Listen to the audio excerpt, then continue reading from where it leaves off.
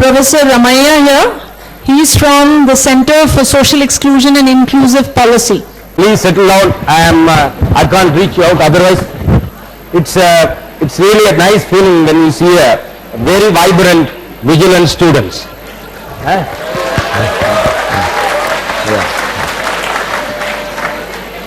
Many times these students listen so silent, you drowse and teacher also begins to drowse, to sleep. I think that will not happen. Even if you try to do it, I will not allow you to do it.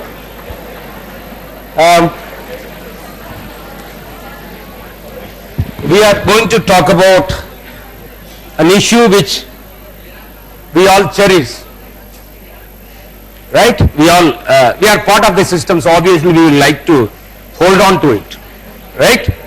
I like to hold on to it, so I am sure you will also be like to hold on to it. I think the earlier session seems to have provoked you enough. I don't have to add more. And to be very frank, we don't need a session on caste because all of us are part of the system. Whether we like it or not, all of us part of the system. Some like it because of one's own location. Some do not like it because of one's own locations. Some like it because you really believe in that philosophy behind caste. And some of us do not like because the very philosophy is contradictory what generally we think as justice and so on. These 2 hours we will discuss. In fact, my colleague Ritambra was talking about some Dalit perspective. So when you say Dalit perspective, it also indicates there is a Brahmin perspective. But let us not, trivialize this as a Brahmin perspective or a Dalit perspective, but there are perspectives. Let us first come to that point. There are perspectives. It is not perspective A, B, but there are perspectives. Because the moment you take a position, this is a Brahmin perspective or a Dalit perspective, there is a tendency to undermine a particular perspective. There is a hierarchy in perspectives. So let us not link a perspective with any community. Can you be silent? Otherwise I'll wait till you are. Please. We will see why do we have to study caste. Number 1. And what is caste? What are the contesting views or perspectives, you call it? And the genesis and mechanism of caste. And its impact on individuals and communities, social, economic and psychological spheres. And what are its implications to individuals and communities on a day-to-day basis? And what is implication to the country as a whole? Broadly, that is what we are going to discuss. Why do you have to study caste? I say caste governs our mind and body. Caste governs our mind and body. There are set stereotypes. The moment you think of a young boy thinking about a girl, there are certain stereotypes. What are those stereotypes? Immediately some heroine would comes to your mind. Or a young girl, some stereotypes, some heroes will come to your mind. You have a set norms, how a hero should be. Should be like Ramaiah. Okay. Right? You have your own stereotypes. Right? We have such stereotypes. In almost everything we have set parameters. What kind of a girl you want? There are parameters listed. Right? Number this. What kind of a boy you want? There are again said height, weight, color. So we have stereotypes for everything. Similarly, in the same way, when you have caste, certain stereotypes comes to our mind. The moment you tell about caste, certain stereotypes about certain communities come. The moment you tell a Brahmin, certain set of indicators come to our mind. The moment you tell about a Dalit, certain set of indicators come to our mind. And what are those indicators? If you go into those aspects, probably the 2 hours will go just like that. But there are stereotypes, clearly stereotypes. Just in one of the Tamil films I saw recently, a comedian says, सबका अगर कोई सोलह मुड़िया है, meaning गोरा आदमी झूठ नहीं बोल सकते. ये गोरा है झूठ कैसे बोलेगा? Where did the stereotype come from? There, it's amazing. And there are you have the most we have been vehemently fighting with the British for those days, and we always see the accused British as someone who followed divide and rule, very cunning of the highest order, the British. That is the stereotype we have about them. But we also have a stereotype, white is good, black is bad, right? We have stereotypes. When it comes to the issue of caste, each caste is picked with certain stereotypes. And these stereotypes are not arranged in a horizontal, but they are vertical. There is a hierarchy of stereotypes. We always tend to compare Brahmin ought to be like this, Dalits ought to be like this. It cannot be either way. And if there are different ways, then there are consequences to it. Today, when we say caste governs our mind and body, did we do anything to choose our caste? And just ask a certain basic question. Did we choose anything to choose our caste? Did we do anything to get your MA degree, whether you like it or not? You have to sit through foundation course, right? You have to write exam, you have to write assignment, you have to do a lot of cutting and pasting for assignment, whether you like it or not. There are certain expectations listed out, you have to complete it. Attendance, everything is there. To choose our caste, what did we do? Huh? So, birth is an accident. Huh? Birth is just an accident. Right? Our parents had a good time. Huh? Perhaps when they indulged, they would have never had an imagination of that you would be born. Right? And there was no guarantee that you would be born. And that was not their agenda also. Their objective was different. Right? But it is an outcome, it's an offshoot of that particular act. Right? We got our caste in that accident. Right? We got our caste in that accident. Even whether somebody is born a boy or a girl, again it's an accident. Boys and girls sitting together here, it is purely an accident. I don't think that any parent would say, I have made these combinations and I want a girl of this size, this type, and I want to get this combination, I want a boy of this kind. No, it's purely an accident. To get your degree, you are expected to fulfill number of requirements. To get your caste, nothing. Just purely an accident. So we got our caste by an accident. Then the next immediate question comes, what moral right do I have? Either to take pride about my caste or even to feel ashamed of my caste. That is a question I am posing before you. Something we got sheerly an accident. Do you have any moral right to take pride? I belong to this caste. I feel so good about it. I feel this belong to this caste and I feel so bad about it. Absolutely no link.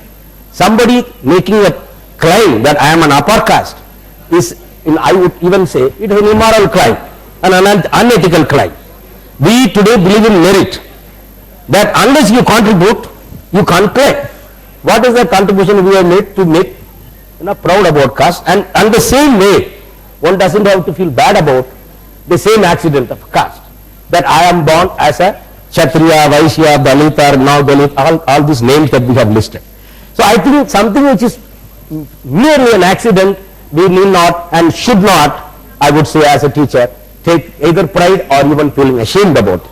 And same way, either to feel proud, मैं लड़का हूँ, तुम तो लड़की है. This stereotype is immense, and I would say it is there among us. I also had tough time to overcome this because we have been groomed. लड़के को ये होना चाहिए, लड़का को ये, लड़की उसकी जरूरी नहीं है. This stereotypes with which we are grown up, and it takes time for us to really come out. When you have your own brother, sister, proudly, you have a greater chance of knowing the worth of a girl. If you do not have a sister in your family, definitely there are possibilities very less. So the girl play equal amount of role, a positive role in the family as much as a a boy. And if given what's going on, I would say the boy plays much of a negative role in the family compared to, I mean, you going by the data, if you say, I say the boy end up playing a negative role. I'm not saying that every boy is like that. But if you look at the data, there are cases. We still do not have girls raping boys. There may be instances, but relatively less, right? In most cases, it is the boy indulging in that act. So we have this data before us, and which is and that in village, India is primarily a nation of village, and those stereotypes you have in village. I come from village. I'm sure many of you from village. Evening time, I still recall my own village. Evening time, the women, after a day-long work, sit there in the main street, stretching their leg. You don't see now, because in every house the government has given a free TV. So by 7 o'clock they lock the door. You don't see anybody in the street. I am remembering by the Malgudi days, Lalgudi days. I am remembering those days. So evening days you will find women after a day-long work stretching their leg, sitting in that position. At that time some old man again comes cycling. The expected norm, the woman is supposed to stretch the leg back. If you don't do it, it's a disrespect to him and disrespect to God. The general, immediately the reaction of that man, oh, इसलिए बारिश नहीं हो रहा है. I mean, what a weather scientist. Women not stretching the leg back is directly linked to rain. इसलिए बारिश नहीं हो रहा है. You name it, you will get it. All these stereotypes are there. And caste, when it comes to the issue of caste, it's purely a stereotype, seriously. So let us at least from now onwards think that let me not take undue pride or even feeling ashamed about one's own caste, because we have not contributed anything. There is no moral right to take pride about it. Caste governs our mind and body. When I say caste governs our mind and body, first of all the stereotypes comes. Oh, you are a Dalit. You don't seem to be like a Dalit. You look very fair. You are using a language which Dalit are not expected. You are very intelligent. How come? You are a Brahmin. इतना बुद्ध कैसा हुआ?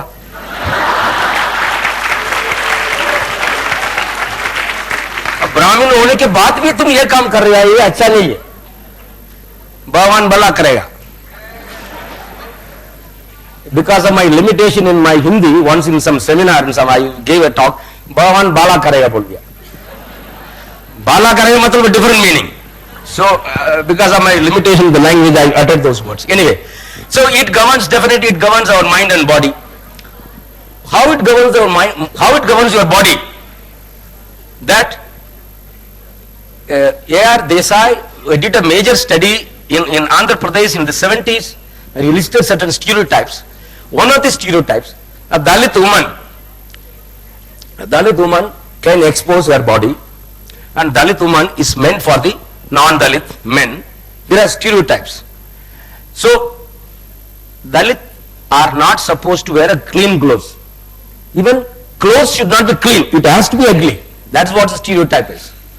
So if you wear a clean clothes, then it is not tolerated. And we will, as we go on. See, it governs, and in place like Tamil Nadu, which led an anti-Brahmin movement, there is a dress code. Even now it is followed.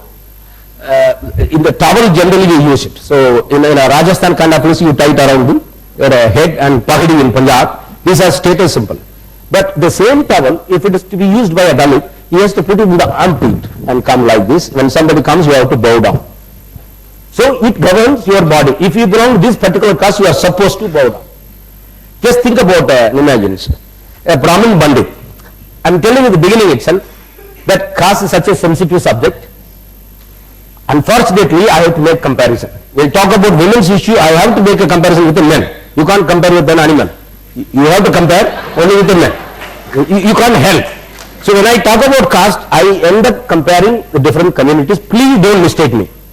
With the confidence that I have in you, I am sharing very openly. Don't give any other color to it. I am not an anti-Brahmin, I am not an anti-Dalit. And I want to be a simple, normal human being. I hope you will You will help me to remain in that condition. Of course, caste determines our social status. It determines also our gods and goddesses. Caste determines our gods and goddesses. Khandoba, Yellamma, Mariamma, these are gods worshipped by the so-called Dalits. Then Vishnu, Brahma and so on, so forth are worshipped by the other communities. So you have control over gods also. Human being build temple and put God and make a control. You should not enter this. This is my God. If you enter my God, you will get into trouble.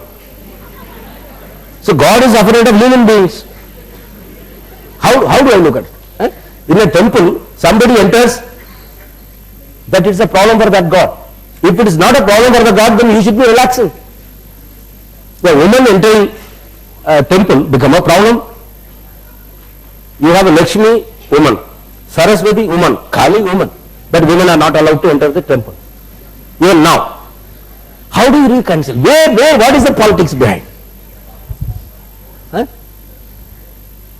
Lakshmi, what is the generally? 2 hands, sometimes 4 hands, and from all hands gold coins flowing. So much, we don't know where it is going, but it is flowing.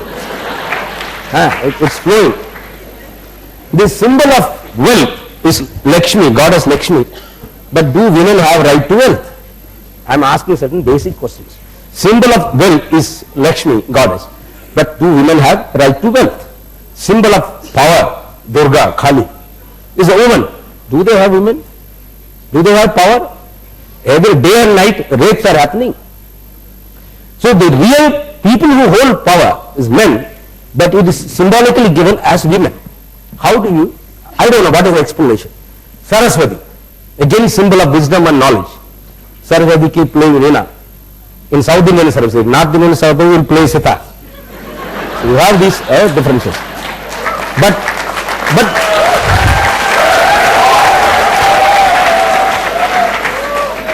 to make the discussion interesting, I am saying don't take it I am against these 3 women. Please. But women have no right to education. Today, when it's only after the independence, something we have put in place and there is some right to education, all those things are coming. Still we are unable to give a reservation for women, the fight is still going on. Right? So, there is something. Something is there, something is being projected. Right? So, what is the politics behind it? Why did we do? Who is the gainer, who is the loser? These are issues we need to talk about. It determines also the economic status, right? It determines also economic status. I will show you later on some slides how it determines economic status. If you are a so-called upper caste, yeah, you have a right. If you are a lower caste, you do not have the right. And rights and duties. Who has to do what job? Who should not be doing what job? These are also on caste basis. This also has a future prospects. Even today, certain professions you will find people of a particular background. You will find large in number. So you name it. You have somewhere you can link caste to it. We also need to study caste. Number 2 reason. Caste is a reality everywhere. You have as early as 1788, Edmund Burke, an Irish political theorist and philosopher, wrote, in that country, that is India, the laws of religion, the laws of the land and the laws of honor are all united and consolidated in one and bind man eternally to the rules of what is called his caste. When did this statement was made? 1788 this statement was made. What is that it says? In that country everything is caste. Everything revolves around caste only, nothing is beyond. Then well-known sociologist Max Weber, he made a statement, India is caste and caste is India. In 2002, Nicholas B. Dirks, he was a Columbia University vice president, now he's moved into University of Berkeley. He in his book Caste of Mind made a statement, if we are to understand India properly, and by implication we are to understand India's other core symbol, that is Hinduism, we must understand caste. Whether we admire or revile it, that you cannot ignore. Both in abolition of caste of caste discrimination and in formation of a national community, caste has become the subject of national shame. These were foreign scholars talking about India very long years before. About you can't, when you want to know India, you can't ignore caste. The another reason why we have to understand caste, for centuries this has survived. We have the world-class philosophers in India. We have world-class scientists in India. We have world-class rationalists in India. Still caste survives. How is that possible? Caste and science, the philosophy of caste rules and science cannot go together. You cannot go together. It's not possible. Because it is beyond reasons. Justification for caste is beyond reasons. So if you believe in reason, obviously you cannot support caste. But it has survived many years. So we need to see why this has survived, so we need to study caste. We also need to study caste because caste, we have exported caste world over. So wherever we have gone as Hindus, as Indians, obviously we have exported caste. Other countries they export car and we export caste. So what we have in abundance we can export, and we can export poverty also. All these people went to other countries basically to end poverty. So that way we have exported poverty. One way of looking. So you have a dominant. Any problem? You have a question now? Reserve your question, we will come at the end. If I respond, I won't be able to go ahead. Keep your question, absolutely. We can have a separate session also, any number of questions we will respond. I love listening to questions. So you have a large number of Indians, especially Hindus, gone abroad. So there also, it has become a problem. It's not that after going to Europe you become completely rational. There are also problems. The British Parliament has been fighting. There is one set of Indians arguing caste has to be included in their law, what they call single equality bill. Under that bill, no citizen can be discriminated either on ground of religion, gender, creed, sexual orientation, and they want caste also to be included. So one set of Indians debating, struggling to include, another set of Indians saying no, this should not include. So this has become a global almost issue. We also need to study because although we are all Indians, our take on caste is different. Some of us want to have it, some want to throw it. So we also need to study these things. Broadly that's what I thought. Why we want to hold on to caste? What are those contesting views? Some feel caste is India's pride and it protects all of us. For example, Swami Vivekananda, in his address in Chicago in 1893, said, "Our caste and our institutions have been necessary to protect us as a nation. And when this necessity for self-preservation will no more exist, they will die a natural death. But the older I grow, the better I seem to think of these time-honored institutions of India." Right? The older I grow, the better I seem to think the importance of caste. That's what Swami Vivekananda said. It is owing to caste that 300 million people can find a piece of bread to eat yet. It is an imperfect institution, no doubt. But if it had not been for caste, you would not have had Sanskrit books to read. Because we are a caste, we have a Sanskrit to read, so it's a great thing. This caste made walls around which all sorts of invasions rolled and surged, but found it impossible to break through. That necessity has not gone yet. So caste remains. These are the statements Swami Ji said about why we need to preserve caste. When you read, he said, it had not been for caste, we would not have Sanskrit book to read. Even during this time, even now, Sanskrit book is not for millions of people. Sanskrit is meant for a particular community. A majority of them were not allowed to read Sanskrit, but he is making this statement. I think many of you would be further provoked, and I am sure there will be more questions. This is most recent debate in the TV.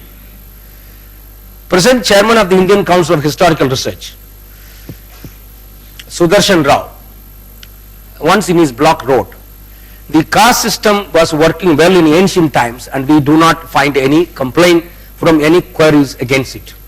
It is often misinterpreted as an exploitative social system for retaining economic and social status of certain vested interests of the ruling class. Indian caste system, which has evolved to answer the requirements of civilization at a later phase of development of culture, was integrated with the Varna system as initiated in the ancient scriptures and Dharma Shastra. So you have set of people, leaders, arguing for its continuations, right? There are also people who said caste is a curse to India. Caste has prevented Hindus from sinking. That's what Swamiji said, that it has protected us. But it has also prevented them from rising. While other societies have moved forward in the path of progress, Hindu society, by remaining stationary, has been left behind. And this stationariness is largely due to institution of caste. Caste has preserved order, but has at the same time hindered progress. So 1894, it is during that very time, P.N. Bose was a well-known scholar at that time, he made this statement. It has protected Hindus, but it has also prevented them from rising. That is a contradictory position he is taking. Democracy and caste are totally opposed. The one is based on equality and the other on inequality of birth. The one is actuated by the principle of social inclusion, the other by the principle of social exclusion. Democracy tries to break down the barriers of class, caste seeks to perpetuate them. K.M. Panikkar, 1933, is a well-known historian. So, when the argument of Dalit perspective does not arise, all these people are Brahmins. Just for your own, otherwise I don't like this language. Brahmin said, Dalit said, but there is a tendency to argue on those lines. For your own information, all these scholars I am reading out, they are not the Dalit. They are all top class intellectual scholars. In the context of society today, the caste system and much that goes with it are wholly incompatible, reactionary, restrictive, and barriers to progress. There can be no equality in status and opportunity within its framework, nor can there be a political democracy. Between these two conceptions, conflict is inherent and only one of them can survive. Jawaharlal Nehru, 1946, he said. Both are, that's the same thing.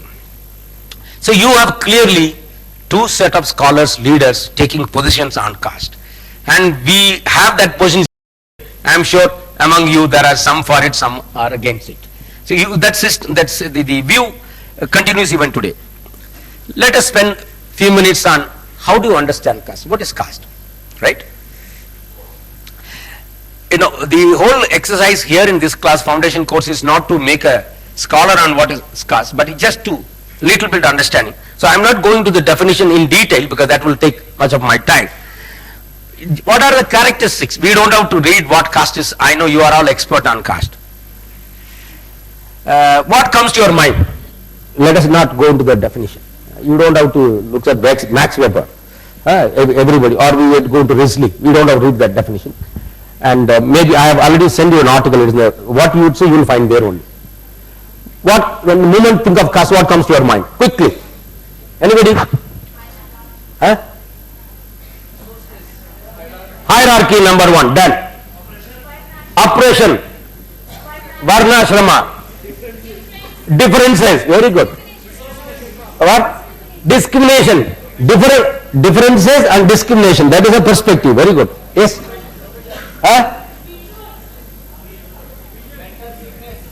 Mental sickness. Okay, anybody else? Yeah. Division of labor, ascribed status, beautiful. Varnashrama already said, yes. Various rituals. Yeah. Closed system, beautiful. Anybody in this group? What? One at a time, please. One what? Dominance. Yes. identity, exploitation,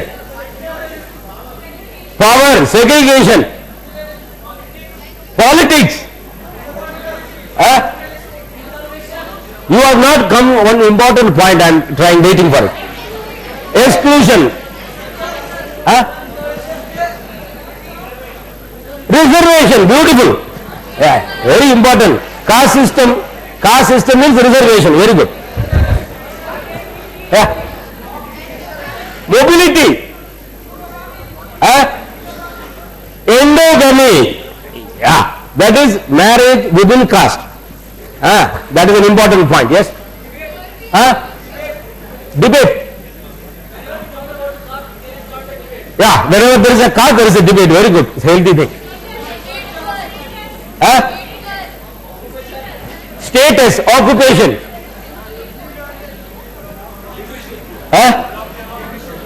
Division. Mayavati.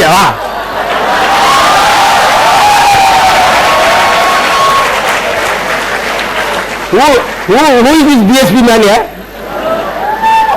Mayavati follow. Very good. Sit down. Okay.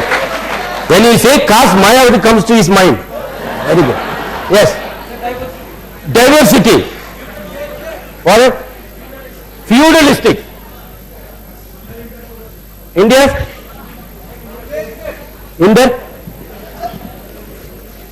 Social intercourse. Okay. Pollution.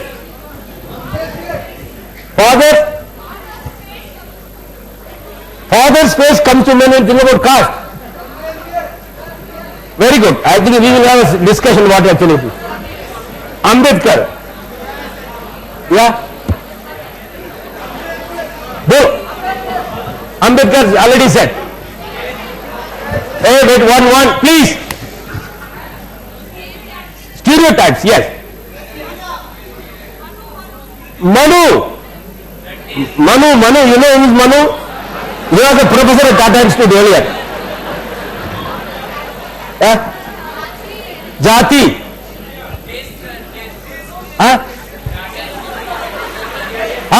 Tata Institute of Social Sciences. Who said this? Very good. Very important observation.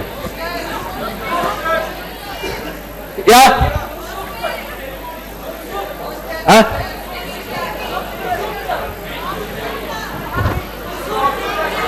Purush, what do you say? Patriarchy. Okay. I think now, over. Your time is over. Okay. Based on exactly what you said, all these slides I have shown, they have not said anything new. What you have said, they have put in a sentence, that's all. Nothing new. What you said, one of you said endogamy. From all these definitions, Ambedkar once comes to a conclusion, the only characteristic which is peculiar to caste is endogamy. What does endogamy means? You have a permission to marry a girl or a boy or your choice within your own caste. So you have all other things. Okay, for example, somebody said division of labor. I want to add to that. There is a concept, division of labor and division of laborers. Just pay attention to these two concepts. Please pay attention because division of labor, it is a world over you will find. Somebody who is good at making a nut, he will do it. Somebody is good at lying, yes, he can do that job. Somebody is good at athletics. Based on your efficiency, you take up that job. That's fine. Somebody is good at cooking, you get into kitchen. Somebody is good at passing time, you can go into according to your own interest, your own skill, specialization. That is division of labor. Ambedkar brought a new concept saying that caste is not a division of labor, it's a division of laborers. It's just saying one. So division of labor is based on one's own desire, skill. That allotment, individual association with a particular task, purely based on his skill, is division of labor. But when you say division of laborers, a task is assigned to an individual purely based on what caste he belongs. You see the difference between these two? You may find a number of girls doesn't want to get into kitchen. today. I don't want to kitchen. Husband, if you are so, you go and do cooking. I will come there to eat. Division of labor. And you will find there are many hotels that chief chefs are men. So what do you like, you do it, irrespective of men or women. But to say no, only women has to be in kitchen, because it is your role. By virtue of being a woman, it is your duty to see kitchen management. By virtue of being a woman, you should not enter kitchen. अरे तुम अंदर मत आ जाओ, भगवान गुस्सा हो जाएगा. अभी भी है ना हमारा सोसाइटी में. Men going and picking up a plate means God गुस्सा हो जाएगा. कोर्सन गार्ड, मेल गार्ड गुस्सा होगा, फीमेल गार्ड गुस्सा होगा, we don't know. But ये जरूर गुस्सा होगा. Baris. So you have all those things. So when you say division of laborer, it is purely based on who you are. Labor is allotted, task is allotted, and that is why. So when you say caste, Gandhi and Ambedkar, the two great eminent personalities, you can't avoid interrogating what they have said on this issue. So one side Mahatma Gandhi is saying it is a division of labor, Ambedkar saying no, it is not division of labor, it is a division of laborers, right? Then endogamy, another characteristic. Somebody said occupations. Again it is linked to, so who has to be a priest today? The Brahmin is the only person who can be a priest. And not only Brahmin men. Let it be more specific. So it is Brahmin men alone can be a priest. Nobody else can be a priest. Nobody else. And in some of the states, even among Brahmin there are categories. Maithili Brahmins. There are many categories. And you have even in South India there are varieties of Brahmins. There are typical rituals attached to it. So it's not all Brahmins are allowed to do it. There are Brahmins who attend to rituals associated with the dead bodies. In the cremation ground there are Brahmins who attend to rituals. Hierarchically they are lower caste Brahmins. And they don't intermarry. You have these all these things. Maharashtra, I got to know, very interesting. We went for a study, we found out. This is among, it is among scheduled caste, among Dalits. The front portion of the cow, a community that eats the front portion of a cow is an upper caste compared to a community that eats the back portion of the cow. This is a very interesting observation, I read it. So Mahar is one of the scheduled castes. In the meat sharing, when there is a cow you got, you have to share that. And there are castes. So the front portion is given to upper caste, lower caste. You know, upper caste, lower caste means among the so-called lower caste there is a hierarchy, there is an upper caste. So Mahar gets the front portion, the Matan gets the back portion of it. So the hierarchy is based on what portion of a meat you eat. That is a criteria. So every state you will find some interesting criteria listed out like this. Who is an upper caste and who is a lower caste, and what basis this is determined. So purely you have. So caste characteristics, one is endogamy, that within the caste system you are expected to marry only within your own caste. You can't cross boundaries. If you do it, you will get into trouble. Yes, they have talked about division of labor. Somebody said ascription. The status is you have to be born in that caste. To become a Brahmin, there is no institution offering degree. Okay, you go to Tata Institute, get MA in becoming a particular caste. There is no institution offering degree that you can, by qualification you can become a caste, this caste, that caste. It's just you have to be born in that particular community. So it is purely ascription. Then by virtue of being a particular caste, you are pure. Brahmin are pure. Non-Brahmins are relatively, the purity comes down as hierarchy comes down in the caste ladder. That is what. So you have a hierarchy, purity, pollution, marriage, endogamy, occupations. Broadly these are the main characteristics. Other characteristics are negated. So you will find. And of all, the first most important is endogamy. Okay, so I will just quickly move on to all other things. This I want you to draw your attention. Very, very important statement. Swami Vivekananda has made. These are all what? Recording going on? Okay. I hope don't put in Facebook. Then debate starts. Professor Ramaya said this and that. It goes. What Swami Vivekananda said, caste is a state of mind. Caste is a state of mind. I think nowhere such a thing is written. It's a beautiful definition. Caste is a state of mind. What does that mean? I am right now, you and I here, engaged in the process of learning. Huh? So when you are engaged in the process of learning, you are a Brahmin. In that process of learning, something happened, you started fighting with me. I started fighting with you outside. Gundagirdi shuru ho gaya. Then somebody comes to defend. Okay, he's a poor teacher, he's in trouble. Let some student go and defend the teacher. So you become the Kshatriya as a defender. So at that point of time, your mind is engaged in protecting somebody. You become a Kshatriya. After that, you do some business. Go and fight with the canteen. As ₹2 diye, zyada diya, khana theek nahi hai. Change karo. You are into some business. You become a Vaishya. Only for that moment. Then you go back to find something. Room is dirty. You start cleaning, putting things in order. You become a Shudra. So it is a state of mind. That means a particular person can be a Brahmin, can be a Kshatriya, can be a Vaishya and Shudra in a day.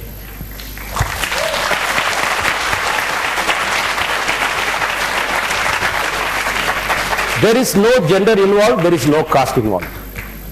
And these things are not spoken about, unfortunately. In academics, they don't read these things. There is a tendency among academics, they ignore the leaders' version, and they are the most popular. They are the most popular people. They become the leader. They decide everything. Then whatever they do, academics start writing about them. This is what happens, unfortunately. See, in my opinion, the best definition we can think of. But how many of us? Now, this is called, probably you can stretch it to what is known as Varna. This is one understanding. But this state of mind has become by birth. As long as state of mind remains, it's absolute fantastic definition. But none of us follow actually. Yes? Quick, because the other gentleman asked, I said no. Yeah. There is slope in written by Tulsidas. Dhol Gawar Pashishud Nari ये सब सारण के अंदर what does it mean? I don't know. But वो तो संस्कृत में बताया ना, so मुझे क्या मालूम है Sanskrit? Anyway, since you asked, I am telling you, Dol Nari Pasu नारी बस अब बताया इसका मतलब डोल ड्रम नारी विमेन गवार अनपढ़ पशु animals all these will not work unless you beat them. उसको जब तक आप थप्पड़ नहीं मारे वो काम नहीं करेगा. कहा नारी भी है.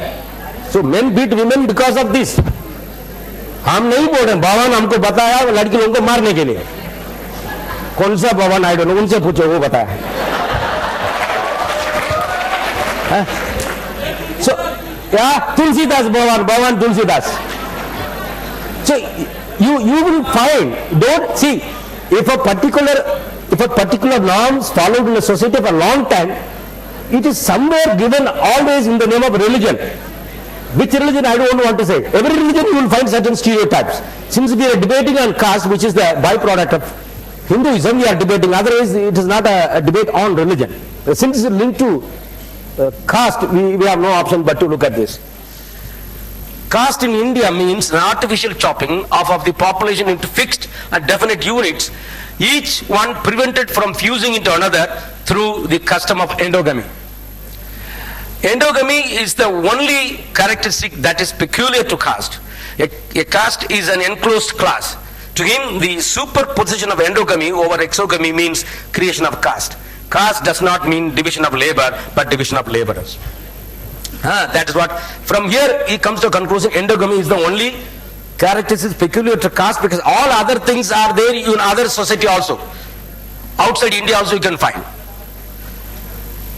Then certain theoretical understanding of how caste would have originated. There is an occupational theory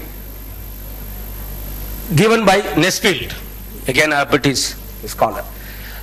Occupational theory which says people engaged in a particular occupation over a period of time, they stuck to it, they don't want to give up, so that become a particular caste. And it is natural, If I have mastered a particular skill, maybe a good carpenter or goldsmith, and the benefit of that, I will see that it goes to my children. That is the naturally we will all do. I am sure the fact that your parents have sent you here, they want to see that you get a good degree and come up in life. So every being is, that is the same instinct. Let me have a comfort to my children. That will be first. पहले हमारा देखेंगे, दूसरे बाप में देखेंगे.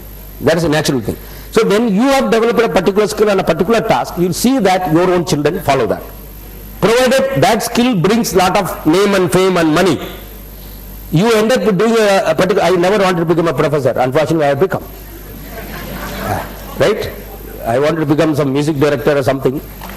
I end up becoming here. So this may not be my choice. So my choice naturally, this may not be for my children.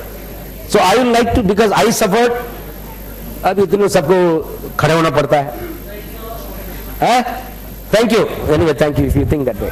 So, what ultimately the occupation theory, the Nesfield says that over a period of time, everyone saw that what they have engaged, they want to pass on to their children, oral tradition. So that is how caste originated. That is one argument. But that argument was negated because human being, when you say the mind is free, when the mind is free, I am sure like me, many of you here would have tried many other institutions. कुछ मिला नहीं तो Tata and में जाएंगे, ये भी है, right? You must have tried other institutions. Some of you wanted to come to Tata Institute, got it. Some of you might have tried elsewhere. नहीं मिला चलो इधर आ जाओ. ठीक है, सोशल वर्क में ट्राई करना है, उधर नहीं मिला इधर जाओ. Again you have this ultimately end up with holding on to what you get. That is how life begins. So occupation theory cannot be accepted because the father's profession need not be the profession of the children. What father likes need not be liked by the children also. I am sure many of you would have come here negating what your parents proposed. At least 50% cases sitting here, your parents would have told try for medical, try for engineering. Oh, sir, हमको नहीं चाहिए, इधर आके बैठ गया. Am I right? So it is not necessarily what your parents like, you also would like. You have your own choice to make, and that choice is given, you will exercise it. To say that occupation, father's occupation naturally will be liked by the children, cannot be accepted all the time. If you impose that, that means there's freedom is compromised there. So it cannot have a complete acceptance all through. Then theory of evolution, natural process. Okay, it's almost agreeing with the earlier theory. Western theory. Phule, Mahatma Jyotirao Phule and many Western scholars argue that caste is an outcome of Western invasion over India. The Aryans came from Central Asia about 3,000 years back, and they invaded and subjugated the local population, imposed their ideas, caste originated. This was so they had to go back. They had to go back. Now in their understanding, who is these Aryans who came? Brahmin, Kshatriya, Vaishya. In their argument, there is a socialist set up school of thought saying that's called popularly Western theory. And they say it's a caste is a byproduct of Western invasion. Europeans came and they imposed here. This is how caste originated. So we have to fight a war and then they should be thrown out. And that argument is still there. There are people who take that positions even now. But we are not here to buy those arguments because now there is no Aryan, there is no Europe. Everybody settled, commingled and a lot of things. Superposition of endogamy over exogamy. This was the theory by Ambedkar. There is a theory by Ambedkar, how caste would have originated. That Indian society by and large is exogamous in nature, meaning even now you'll find the Gotras. You don't have a Gotra, in the same Gotra is not allowed, right?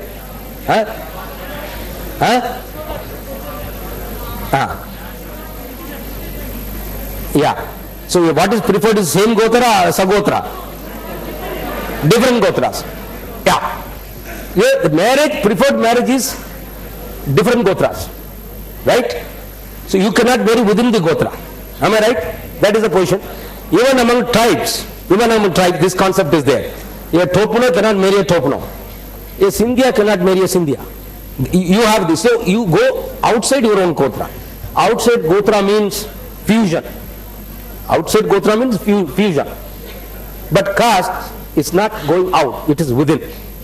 So Ambedkar is making an argument that by and large, if you look at the evolution of caste, there has always been fusion. But in caste, this was prevented. Till that time, it was going on. Most cases, it is a cross Gotras. Grass surname, you will find those things. Yeah? Absolutely, absolutely. There are many rituals attached to it. In fact, they say, if somebody violates those things, there are more severe punishment than somebody who violates caste. Those things were there. So,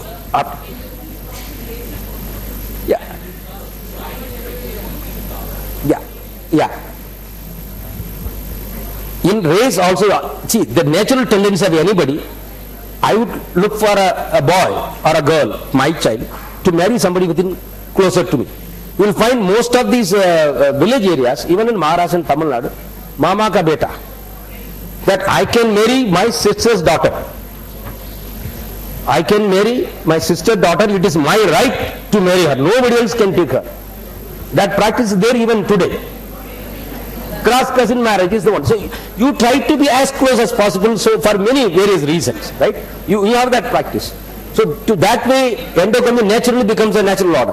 When you are marrying somebody very close, it is endogamy already. But the question comes, if somebody, unfortunately, human mind, you are sitting here, thousands of students here, you don't see what caste person. When it comes to romance, you don't see caste. Love is blind. Love is blind. Marriage is not. Yeah, since you told me, I am reminded of one particular incident. I went to JJ Hospital. Just one interesting thing. It's very useful for all of you. More than this class, what I am going to say is very useful for all the boys, girls sitting here. I went to JJ Hospital because a friend of mine, his brother was admitted of cancer. Went there to see him, and on the way I saw 2-3 empty beds, and there one small placard written there: "Love is blind, marriage is an eye opener." उसका कितना frustration होगा वो लिखने के लिए marriage in eye opener. हो सकता है एडमिट होगा, बीवी उसे छोड़ जा गया हुआ, वो अकेले बर्बाद हो गया, बोला मैरिज इन आई ओपनर. अब शादी होने के बाद आई ओपन होके क्या फायदा है? So keep your eyes open very wide. See that you don't get into trap. This caution both for boys and girls, not only for boys. Okay. What we are talking about? Endogamy. So the issue, because everyone prefers to marry within your own caste, your own religion, your own language, but love is blind. So sometimes you don't bother. You end up finding somebody better outside your religion, outside your caste. And when you marry, what happens? Obviously, many things will happen. You will have a good time. But then what will happen to your caste? What will happen to caste? Your children, which caste they belong? Generally father's caste. Father's caste. But there is again a politics. If the father is upper caste, you keep father caste. If father is a lower caste, you keep the mother's caste. Yeah? I'm coming to Chandalia. Just coming. Just hold on. I think Professor Manu has been very powerful here. And then the last theory, the last theory is divine or Brahmanic theory. That was a theory by Professor Manu. What that theory says, according to Manu, I think he was not associated with any institution, so we'll call Mr. Manu. According to Varna system, the creator God Brahma created the universe. This is a tendency almost in every religion. Allah created the universe, Jesus created the universe, Brahma created the universe. If all of them create the universe, then there will be fight among them. Territorial segregation will be a problem. But this is how generally we write. Allah created, Jesus created, Brahma created, my father created. We just keep writing it. Brahmin from the, how Brahma created, he created the Brahmins from his mouth, Vaishya from his arms, and Kshatriya from his arms, Vaishya from his thighs, and Shudra from the feet. This is how he created, because there is a hierarchy. when probably in human body, Brahma's body, since he was standing and creating, generally creation does not take place in standing position. Generally you are laid on the bed. But in this case, this is how communities were created. Since he was standing and creating these communities, there is a hierarchy. Perhaps he was laid down on the bed, this hierarchy would not have come. He was in a hurry, there was not much facility. So things have come that way. This is one theory. This is one theory. Take it only that way. Don't think that I am making fun. Just because ultimately everything look at in a little logical way. Since he was standing and creating, there is a hierarchy get established. In that position, obviously, Brahmin, head is the top. And arms becomes the second one, Vaishya become the thigh and Shudra become the feet. So the hierarchy established.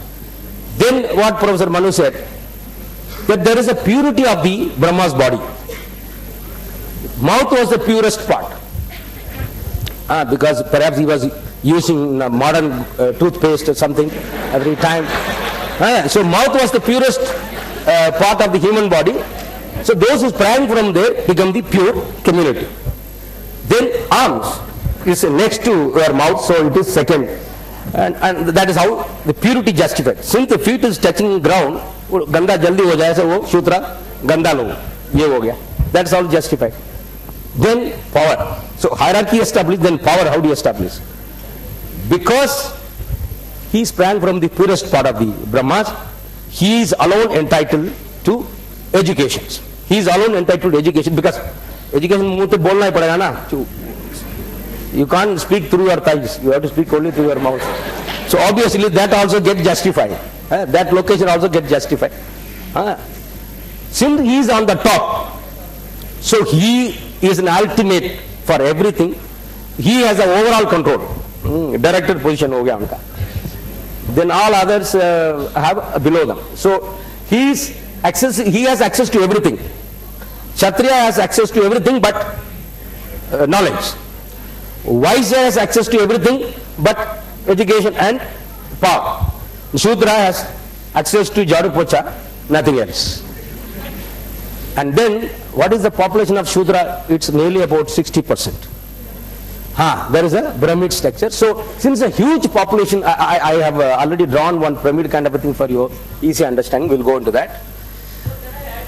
Yes, please.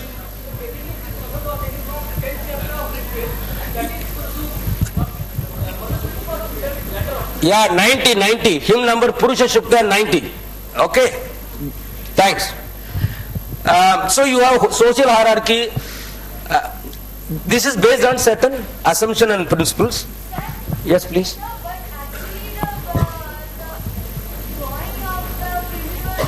Yeah.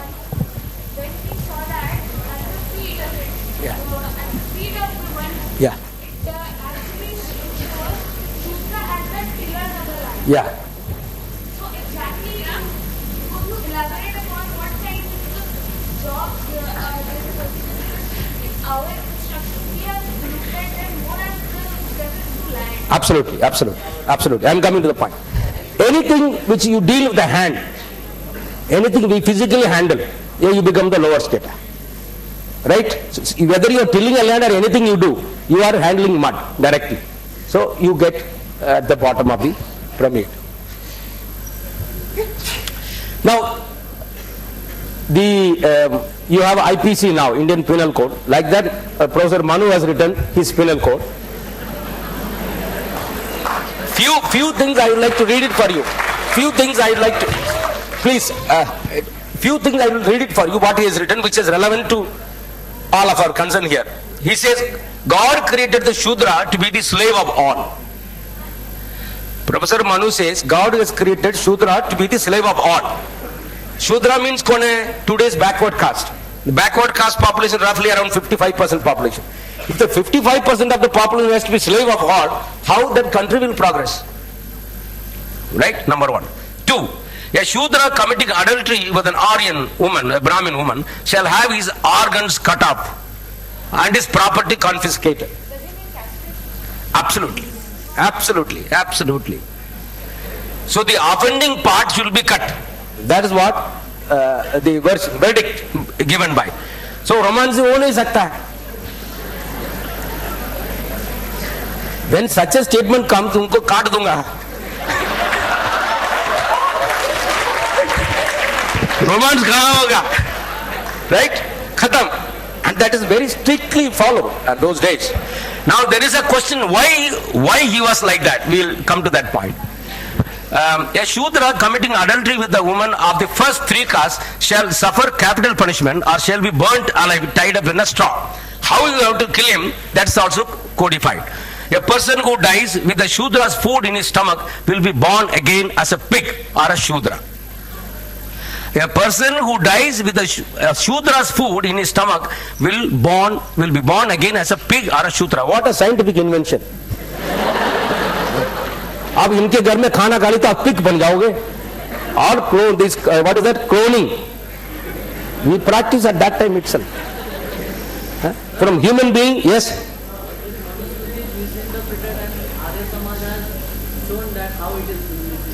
I do not know, Baba. I am only reading before you. You interpret the way you want. I think pig is pig only. Unfortunately, we are what we are talking about, what we are following, we are saying.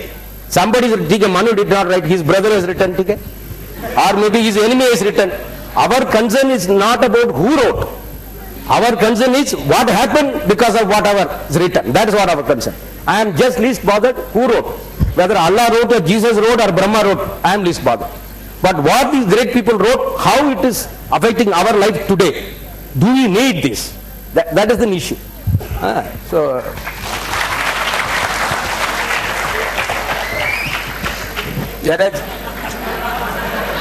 Cinema hall मत बनाओ यार please. Okay. Now next, on touching a Chandala, somebody said Chandala, we'll come to Chandala. On touching a Chandala or one who has touched a Chandala, one must immediately bathe with one's clothes on. Touch kiya to you have to take bath immediately. I have no idea. So maybe at that time there was no bathroom. Since he had to take bath outside, probably. I don't know what reason I can give. Right? ना निकले नंगा मतलब जो कपड़ा पहन के ना हो बस. What else I can say? Meaning, what the reason behind that when you are touching a person, you must have touched the cloth, and the cloth has to be clean. The moment you touch, everything gets polluted. So that is the reason. Some chemical weapon probably that person must be carrying. No collection of wealth must be made by a Shudra even though he be able to do. What a disastrous statement. No collection of wealth must be made even though he is capable of doing it. हाँ मुझे मालूम है you will be, आप तो कमा सकते हो लेकिन फिर भी आप नहीं करना चाहिए. क्यों ऐसे क्यों करना है? उसमें क्या होता है? Somebody is capable, you are not allowing to exercise his skills and power. Will be made. For a Shudra who has acquired wealth gives pain to a Brahmin. Why you should not acquire wealth? Because it gives pain to a Brahmin. You ask him. I have not written, this Professor Manu has written, you ask him. And there is no misinterpretation here. I am reading you, I don't know how you can misinterpret this line. It's clearly written. The remnants the Brahmins' remnants food must be given to a Chandala, as well as their old clothes, the refuse of their grain and their old household furniture should be given. But the dwelling of the Chandala and the Savapaka shall be outside the village. They must be made out of tin sheet, and their wealth should be dogs and donkeys. So what should be the wealth of a Chandala? Dogs and donkeys. What should be their food? The remnants.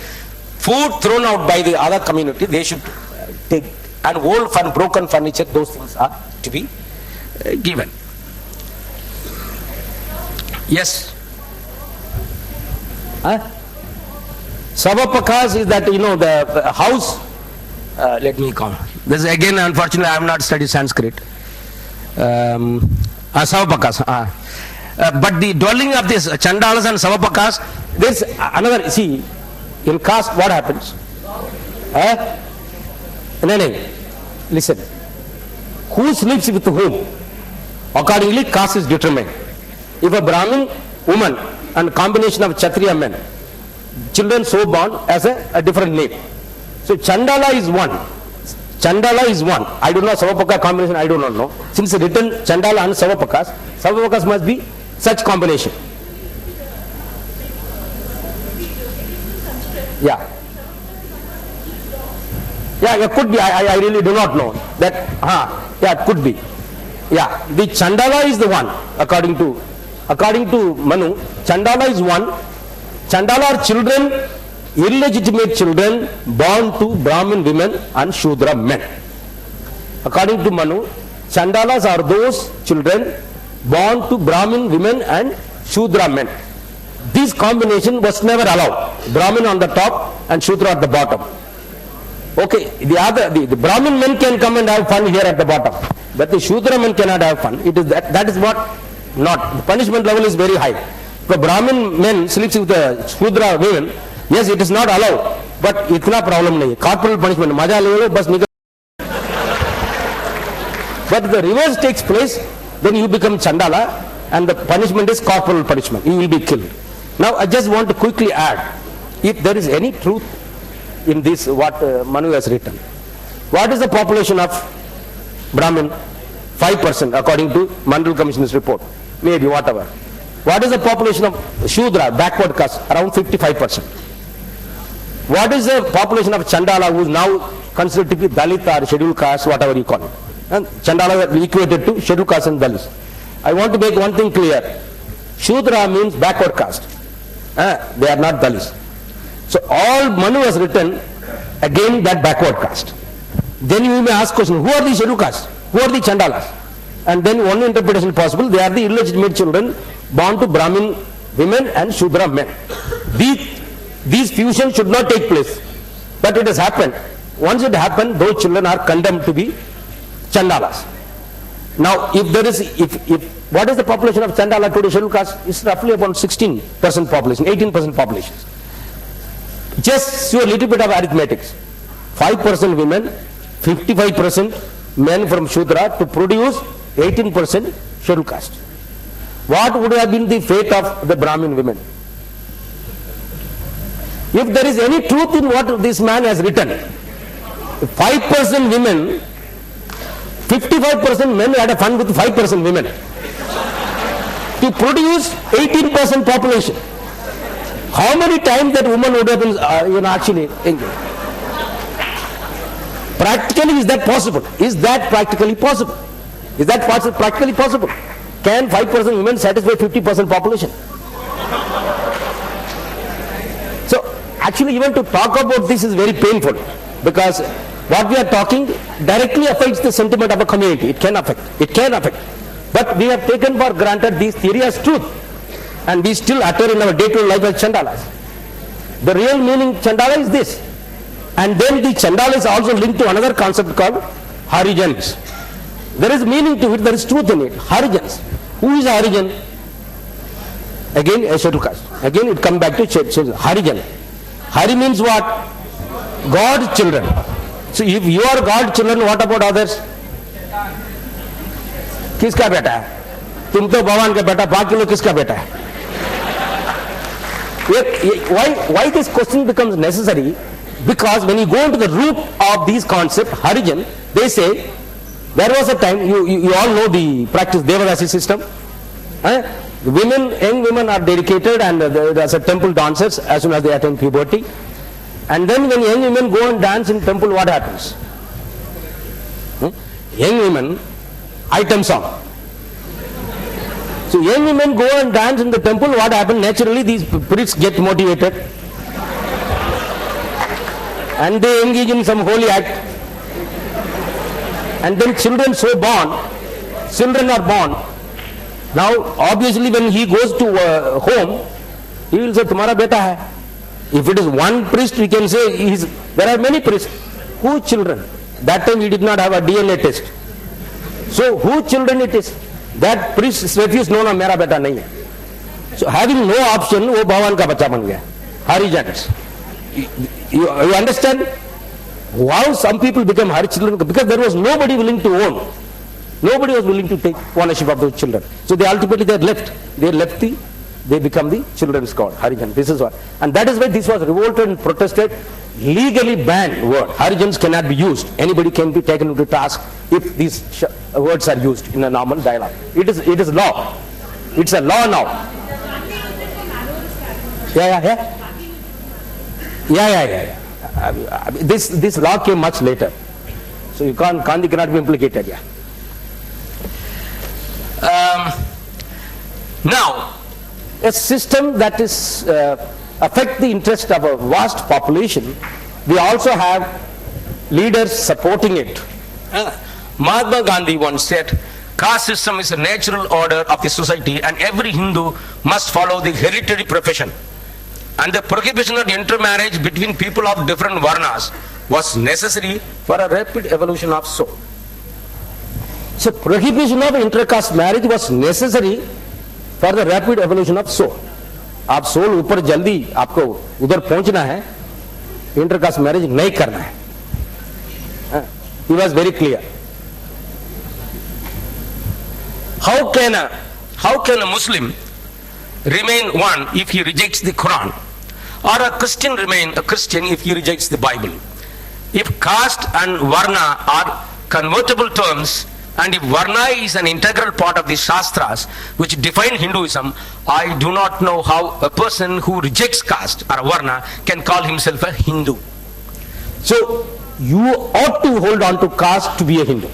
But there are many examples. Yeah. Santa Gyaneshwar, Tukaram, Yeah. they all rejected caste. Yeah. See, now I'm practical aspect I'm saying. You can be, in fact, I also tried and failed. Whether you can be a Hindu without holding on to caste. When you travel, either in a flight or in a train, तो पड़ोसी बैठेगा, आपका नाम क्या है? रामैया है. नहीं, आपका सरनेम क्या है? So Ramaya does not satisfy him. He will take some other word. बोला ये रामैया मतलब क्या है? बोला ये Ramaiah is my father's initial. He is restless now. He has become restless. ये रामैया मतलब क्या है? He was worried. बहुत टेंशन है. क्या मतलब? मैं पांडे नहीं हूं. फिर उसका एक मामला क्लियर हो गया. So this happens not only in India. You go to Europe, our Indian, your surname decides everything, and the surname is purely on a caste line. Most cases, and some people in South they have their surname in such a way that it confuses people. Even here you will find even Wankhede title is also upper caste, also used in lower caste. Sometimes you have these confusions. So people, to accept, sometimes to hide, sometimes to reject, they use these titles. In fact, in that same essay which we have put it in the Moodle, you can see there are 5-6 varieties of Hindus.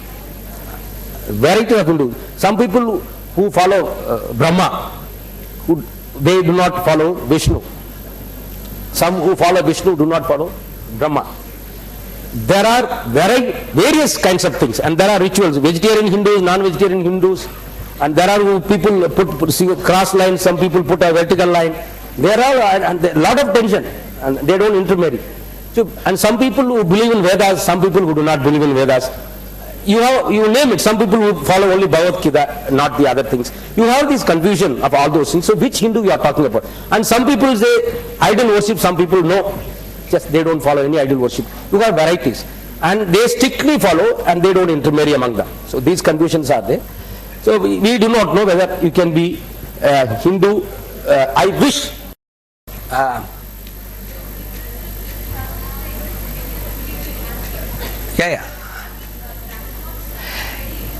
See, now I'm coming to the point. Absolutely. There is a forest. There will be variety of trees and animals and birds. That should be there, it's fine. Our issue becomes a Brahmin, a Kshatriya, Vaishya, South Indian, North Indian, UP Bhaiya, all kinds of things. It's nice, variety. A difference, a boy or a girl, old man, young man. This adds the richness of a context. You need to have that. But the moment you come to an issue of hierarchy there, that South Indians are better than the North Indian, because वो बहुत चावल खाता है. The moment you make a comparison, that becomes an issue. So variety, difference is fine. Difference is fine, variety is fine. But if you bring in hierarchy there, then that is a problem. Yes, you go to Europe, you go to America, there is black, white. Variety is fine. You need to have variety, otherwise life bore ho jaye. That is why people go for a second marriage also sometime. So there is no issue. I am for variety, I am for difference. But if that results in hierarchy, difference should not be disparity. Right? So, what is the time now? How much time? 5:35. We have another 25 minutes. So I will hurry up and close it. Just.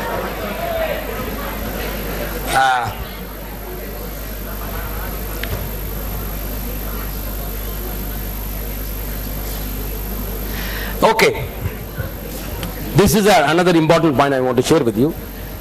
A peculiar social practice we heard for a long time, that is sati, forced widowhood and child marriage. Child marriage, sati and forced widowhood. You being Indian, I don't think that you will have a difficulty in understanding what sati is. When the husband dies, women also should be burnt. The cruelest possible practice humanity can ever imagine. That when the husband dies, woman should be burnt right there in the same funeral pyre. That is the practice, social practice we have. Why? What is the reason behind these practices? That question was posed. And Ambedkar came out with a theory. Yes, please. Yeah. Okay.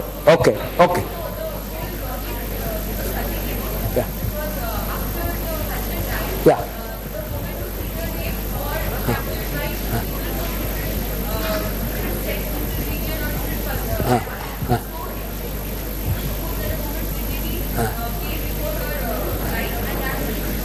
So does that mean that she is making a point? Sati was there because the moment husband dies, she will be raped and killed by others.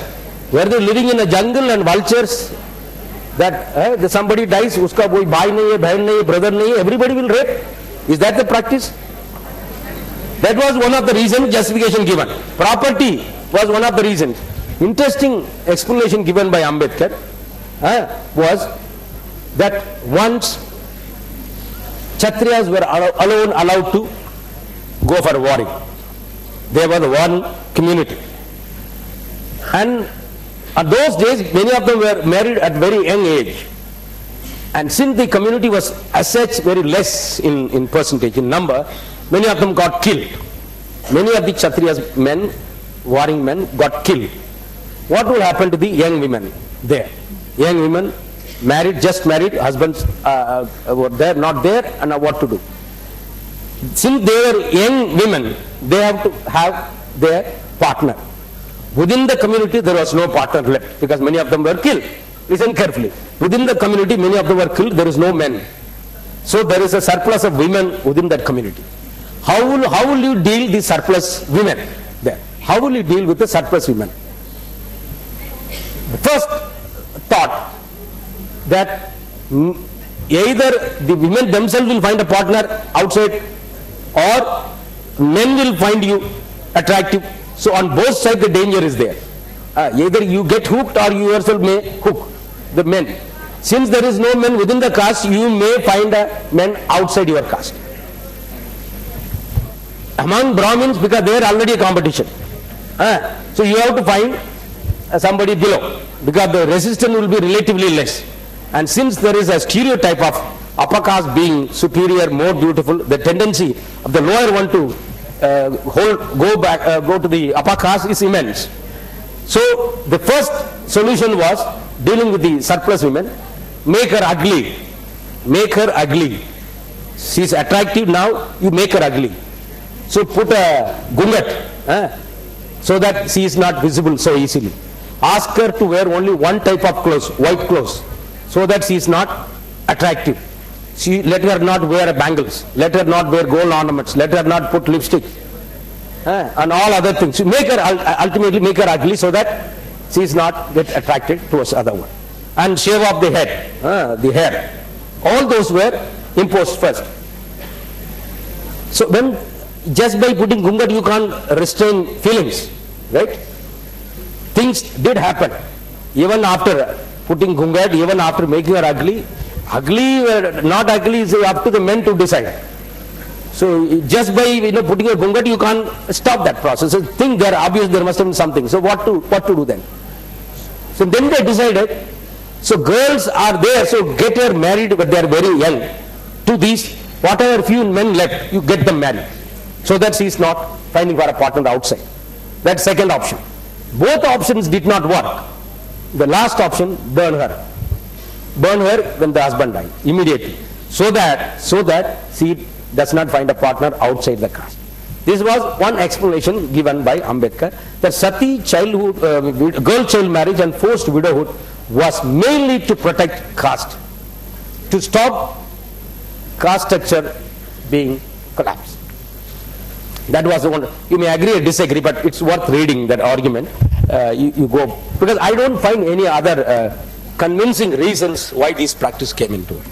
Okay, now quickly, Srinivas. So Universal Declaration of Human Rights declares all human beings are born free and equal in dignity and rights. They are endowed with reasons and conscience and should act towards one another in a spirit of brotherhood. That's what Universal Declaration of Human Rights says.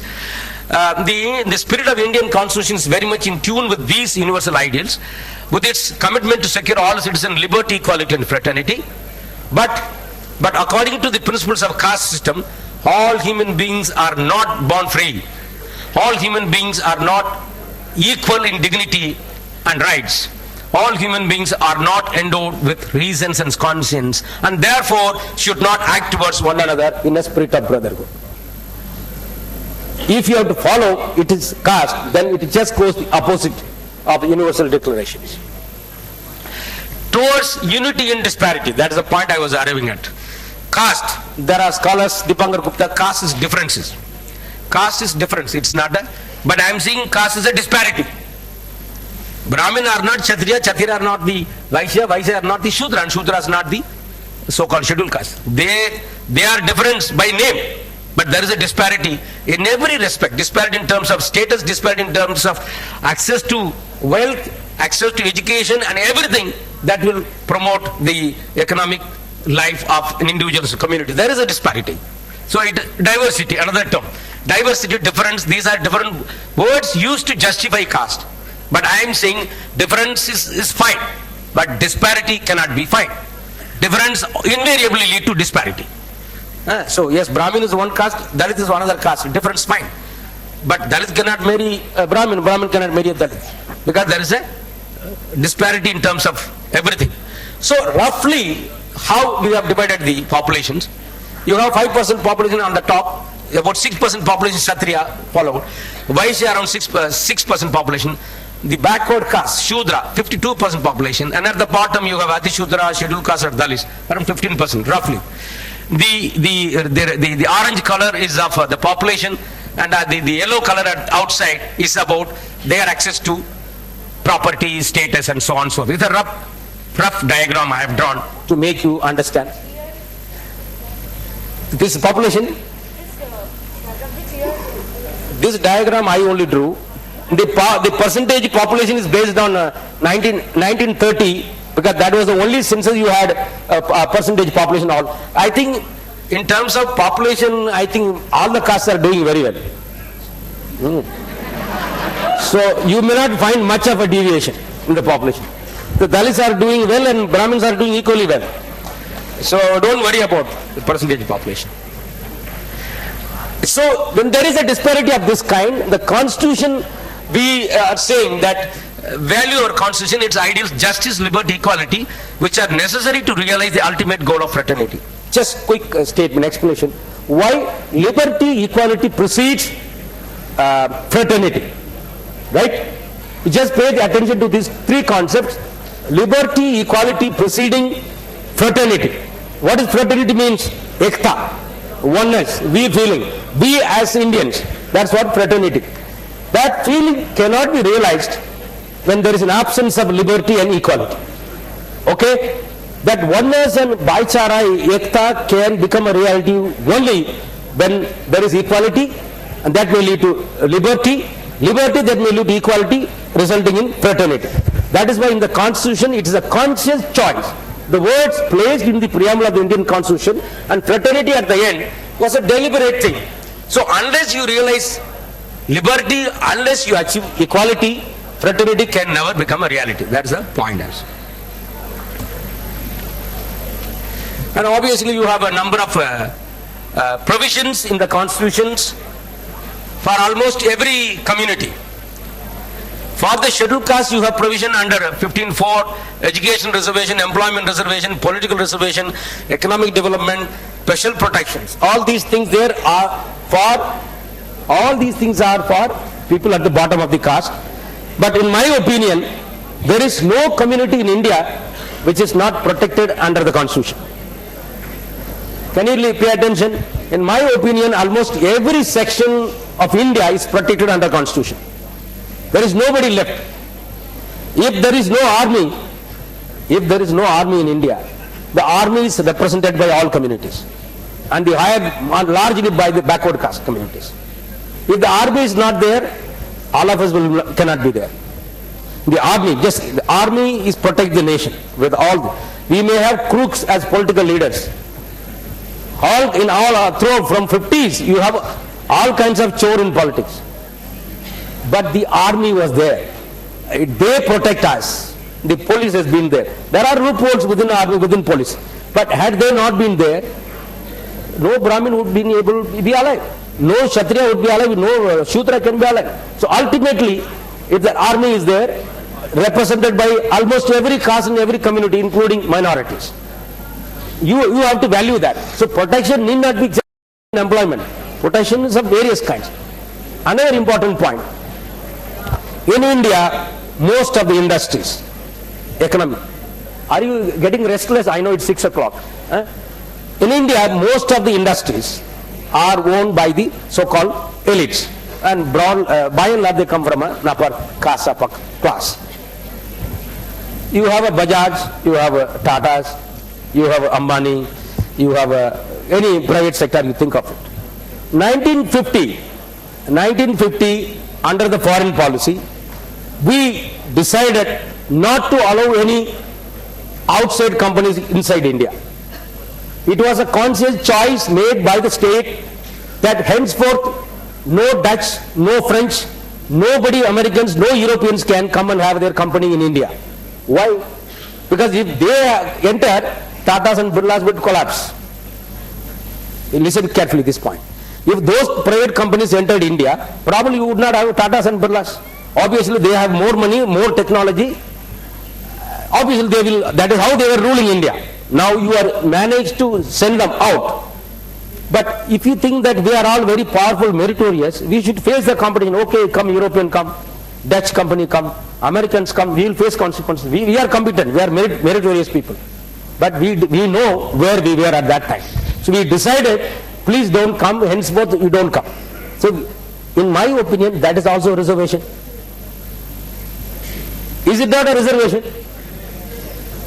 So it is a reservation given to Indian elite, that the Indian elites could not face competition from the European companies, and that was the reason they were sent out. The Indian companies, when the British came, it collapsed. Most of the Indian companies collapsed. They could not, let me complete. They collapsed. They could not face the competition with the Europeans. We have Dandi March, we have all kinds of protests, and we send them out. Then soon after independence, we made a policy. We made a formal policy under foreign policy that henceforth we will not allow any foreign companies to enter India. If they enter, we will collapse. So that was a conscious choice made. At the same time, the state did not take over all the big industries. The state, you have a public sector and also private sector. That was called a mixed economy. You have Tatas and Birlas were allowed to thrive after independence. You also have a BEL, Bharat Electric, heavy electrical limited. You have a public sector, you have a railway, you have airways, all those things. There were public sector, there were also private sector. So the private sector like Tatas and Birlas and Bajaj were allowed to grow without any competition. That, my opinion, is the biggest reservation. That was, in my opinion, the biggest reservation ever given to private sector in India, or soon after independence. And that reservation holds on today. Till 90s, this reservation continued. When again globalization became a reality, these companies faced challenges, again we had a second fight. Go away, all these things still going on there. So I think the reservation should be looked at from a very broad perspective, that don't say reservations mean some educations are employed for SC, ST, OBC, women. No, it is not. You have a larger vision of what reservation is all about. It's basically protecting a community from a competition. So this competition that the private sector had to face, they were protected under foreign policy. That was a reservation policy. Even recently, even P. Sainath, in fact, had written recently an article saying the amount of money, the dole out given to Kingfisher and many other private companies was 100 times more than what is given so far till date in the name of reservation to SC, ST, OBC. The concession given to Kingfisher and the many other private sector company by the state, the waive given to the private sector is 1,000 times more than whatever money spent so far till date to in the name of reservation. This is an article from P. Sainath.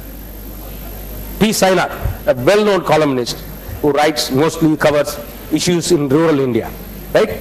So you have a, I'll just quickly close it, we'll continue the next class.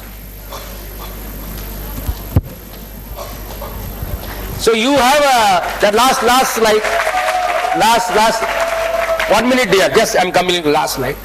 All these years what we have achieved, I have just put one slide for you in terms of, because somebody said the moment you think of a caste, reservation comes to your mind. Where we are, there is some data available I want to show you. There is a comparison of 1935 and 1989 data. Just pay attention to this point. The population you have a share in service, government service, population in 1989 and their share in the service. There was a community, any problem? So this table indicates clearly that in 1935, the Kshatriyas population was 0.085, their share in service, mean employment, 40%.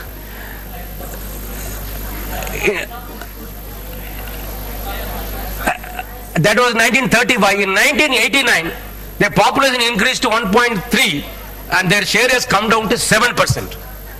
So after independence, there is some change. You see the drastic change in that. The Muslims population was 21%. Their share was in 35. In 1989, the population has not come down from 21. Basically, Indo-Pakistan partition.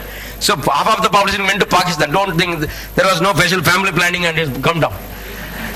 So their share it has come down to 3.2%. Christian population was 4%. Their share was 15% in 35. 89, the population increased, decreased to 2% and their share has come down to 1%. Brahmin, Tyagi, Bhumiyar, that particular, their population was 3.5%. Their share was 3%.